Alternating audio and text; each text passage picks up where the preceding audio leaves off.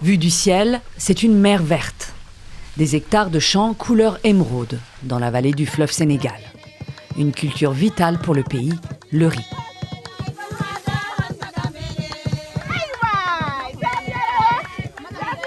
Des rizières essentiellement cultivées par les femmes.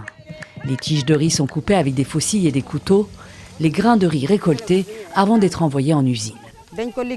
On privilégie une production bio du riz, sans engrais ni urée. On n'utilise que du compost. On préfère ce riz produit localement parce que le prix du riz importé est très élevé actuellement. Et on aimerait bien augmenter nos productions chaque année pour assurer notre approvisionnement et délaisser le riz importé. Notre but est de faire en sorte que tout le Sénégal ne consomme que ce riz local.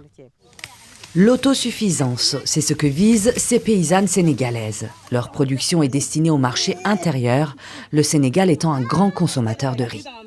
Si nous continuons à produire chaque année cette quantité de riz, nous n'aurons plus besoin d'en importer. C'est notre principal objectif. En plus, ce riz local est plus sain et a un goût meilleur que le riz importé. Le riz importé vient d'Inde, qui a produit moins cette année à cause de la sécheresse. Le premier exportateur de riz au monde a donc annoncé en septembre qu'il allait réduire ses ventes à l'étranger. D'où le risque de pénurie au Sénégal. Pendant ces 10 dernières années, nous importons autour de 900 000 tonnes. Cela permet un peu de stabiliser le prix du riz au niveau national. Parce que si tel n'était pas le cas, tout simplement, vous allez observer des pénuries dans un certain nombre de zones et cela va pousser certains acteurs à faire de la spéculation, rendre le prix du riz un peu plus cher.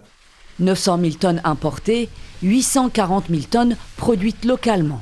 Un chiffre en hausse constante. Pour les cultivateurs sénégalais, leur pays n'a pas besoin de l'Inde, mais de plus de moyens misés sur le secteur. Si les autorités sénégalaises s'investissent, on peut atteindre l'autosuffisance en riz en 2 ans, alors que ça fait des décennies qu'on nous vend ce rêve. Nous avons les terres, le fleuve Sénégal est tout proche. On n'a pas d'excuses. La vérité est qu'il y a une mauvaise politique dans ce secteur. Les riziculteurs ont des problèmes d'aménagement des champs et d'accès. Ils n'ont pas les financements qu'il faut pour augmenter leur production. Selon les autorités, la filière a besoin de 2 milliards d'euros d'investissement pour parvenir à l'autosuffisance. Pour acquérir des machines comme des moissonneuses-batteuses et refaire les digues et les canaux d'irrigation des rizières. Pour l'heure, les quantités produites restent insuffisantes, mais la qualité du riz, elle, s'est améliorée.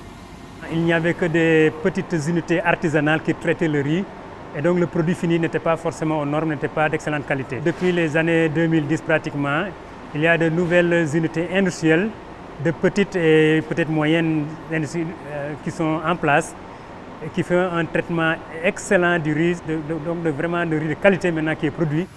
D'ici 2030, la consommation de riz au Sénégal devrait atteindre 1,5 million de tonnes par an. Le pays espère suivre l'exemple de la Côte d'Ivoire, où les quantités importées d'Inde ont chuté de 25% depuis 2021, grâce à une hausse de la production de riz ivoirien.